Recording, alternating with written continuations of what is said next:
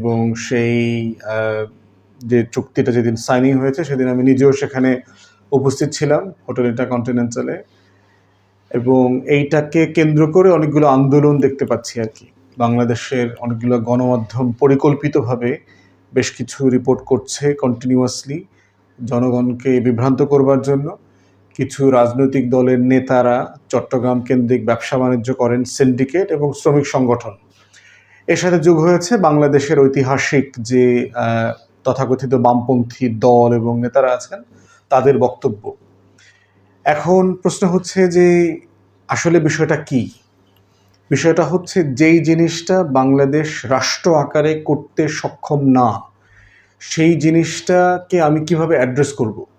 একটা হচ্ছে যে আমি এটা ইমিডিয়েটলি শেখার চেষ্টা করব, আর একটা হচ্ছে যারা শেখাতে পারবে তাদের সাথে একটা পার্টনারশিপে আসটা, যৌথভাবে এই কাজটা শেখানোর ব্যবস্থা করা।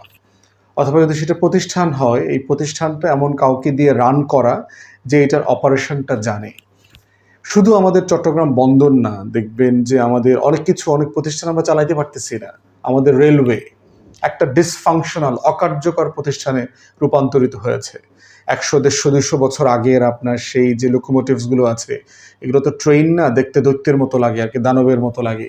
সেগুলো এরকম ভোঁ ভোঁ করতে করতে আসে আর কি, সেরকম ট্রেনে আমাদের চলতে হচ্ছে। আমাদের বিমান দেখেন, আর একটা লোকসানি প্রতিষ্ঠান, আমরা চালাতে পারছি না। কিন্তু এখন চালাতে যে পারছি না, এই যে আমাদের কাছে রাখলাম, আমাদের লোকরা এটা নিয়ে যে দুর্বৃত্তপনা করছে, একটা টিকিট সিন্ডিকেট ডিল করতে পারছে না আমাদের লোকজন। এত পরিমাণ অসৎ এবং দুর্বৃত্ত হয়েছে, এবং তার সাথে যোগ হয়েছে আমাদের বিভিন্ন রাজনৈতিক দলের নেতারা এবং তথাকথিত শ্রমিক সিন্ডিকেট। তো সেই জায়গাতে চট্টগ্রাম বন্দরের মানে অকার্যকর অবস্থা থেকে এটাকে দুর্নীতিমুক্ত করে এটাকে এফিশিয়েন্ট করবার চেষ্টা করার যে উদ্যোগ অন্তর্বর্তীকালীন সরকার নিয়েছে, সেটাকে ব্যাপকভাবে আন্ডারমাইন করবার জন্য চেষ্টা চলছে। বলা হচ্ছে যে একটা অনির্বাচিত সরকার, অন্তর্বর্তীকালীন সরকারের এখতিয়ার আছে কিনা। এখতিয়ার এই সরকারের শতভাগ আছে। বাংলাদেশের রাষ্ট্রে গত বছর যে ঘটনাটা ঘটে গেছে সেটার নাম হচ্ছে গণ অভ্যুত্থান। গণ অভ্যুত্থান পরবর্তী যে সরকার গঠিত হয়েছে তার এই দেশের জনগণের ম্যান্ডেট আছে, এই দেশের জনগণের স্বার্থে যে কোনো সিদ্ধান্ত নেবার। সেটার জন্য নির্বাচিত হয়ে আসলেই শুধু ম্যান্ডেট তৈরি হয় না, নির্বাচিত সরকারও বাংলাদেশের অনেক ক্ষতি করেছে গত 53-54 বছর। আবার অনির্বাচিত সরকারও এই দেশের ইতিহাসে অনেক গুরুত্বপূর্ণ ভূমিকা রেখেছে। অতএব সেই জায়গাতে চট্টগ্রাম বন্দরের এই যে আধুনিকায়ন করা, এটাকে দুর্বৃত্তপনা থেকে শুরু করে এইটা থেকে দুর্নীতি মুক্ত করে, সিন্ডিকেট মুক্ত করে একটা আধুনিক বন্দর ব্যবস্থাপনাতে নিয়ে আসার যে উদ্যোগ, সেটা একটা ব্রিলিয়ান্ট উদ্যোগ। আমরা বিডা, অন্তর্বর্তীকালীন সরকারের যে প্রাইভেট পাবলিক পার্টনারশিপ অথরিটি আছে, নৌ পরিবহন মন্ত্রণালয় আছে, সবাইকে স্বাগত জানাচ্ছি এবং ধন্যবাদ জানাচ্ছি এরকম একটা যুগান্তকারী সিদ্ধান্ত নেবার জন্য। দ্বিতীয়ত দেখেন চট্টগ্রাম বন্দরের অবস্থা কি। সারা দুনিয়াতে 400+ সমুদ্র বন্দর আছে, তার ভিতরে চট্টগ্রাম বন্দরের অবস্থা হচ্ছে 377তম। এখানে মাল খালাস করতে আসলে ন্যূনতম 16 দিন লাগে। তাহলে চিন্তা করে দেখেন, যারা বিজনেসম্যান আছেন, যারা ইম্পোর্ট করেন, এক্সপোর্ট করেন, তাদের কি পরিমাণ এখানে সময়, অর্থ এবং শ্রম নষ্ট হচ্ছে। যেই কাজটা করতে আপনার 48 ঘন্টা লাগতে পারে সর্বোচ্চ, সেই কাজটা সোনার বাংলায় 16 দিন ধরে হয়। এবং এই 16 দিনের চক্রে যে দুর্বৃত্তপনা আছে, যে দুর্নীতি আছে, যেই মারামারি, কাটাকাটি, ঘুষ, লেনদেন, চক্র, যেটার মধ্য দিয়ে যেটা হচ্ছে যে বাংলাদেশের স্বার্থ, রাজনৈতিক, ভূ রাজনৈতিক, ব্যবসায়িক সকল স্বার্থক্ষুণ্ণ হচ্ছে, সেগুলোকে আমরা অ্যাড্রেস করছি না। এবং না করতে দিয়ে যেটা হচ্ছে, দশকের পর দশক ধরে আমরা এই বন্দরটাকে তার যে অপটিমাম লেভেলে ইউজ করবার প্রয়োজন ছিল সেটা আমরা করতে পারিনি। এবং দেখেন এই সরকার আসার পরে কিন্তু ইতিমধ্যে অনেকগুলো কাজ তারা বন্দর কেন্দ্রিক করেছেন, আধুনিকায়ন করা, ডিজিটাইজেশন করা, এখানে ট্রাকে করে স্লিপ দিয়ে 20 মিনিট যদি ঢুকতে লাগে গেটে, সেই বাস্তবতাটাকে এখন ফিউ সেকেন্ডসের ভিতর নামে নিয়ে আসছে। এগুলো কিন্তু সার্টেনলি ইমপ্রুভমেন্ট, এবং এগুলো করতেই হবে। মাঝখানে ডিপি ওয়ার্ল্ডের সাথেও এই একই রকম বন্দর ব্যবস্থাপনা নিয়ে বেশ আলোচনা হয়েছে, কিন্তু তথাকথিত বাংলাদেশের স্বার্থ রক্ষায় যারা দিন রাত ঘুম নষ্ট করছেন, সেই সিন্ডিকেট এবং ক্রিমিনাল দুর্বৃত্তদের কারণে সে কাজটা অনেক দূর এগোনো যায় নাই। এবং ডিপি ওয়ার্ল্ড যেহেতু একটা দুবাই ভিত্তিক কোম্পানি, তারা এই জিনিসটাকে ভালোভাবে নেয় নাই এবং তারা ইতিমধ্যে হুমকি দিয়েছে যে অনেক যারা কর্মী আছে বাংলাদেশিরা যারা প্রবাসে কাজ করে, দুবাইতে কাজ করে, তাদের যে ওয়ার্কিং কন্ট্রাক্ট আছে সেই কাজের চুক্তি তারা নবায়ন করবে না, তাদেরকে হাজারে হাজার লাখে লাখে দেশে ফেরত পাঠাবে এবং নতুন করে দেশ থেকে কোনো লোক নেবে না।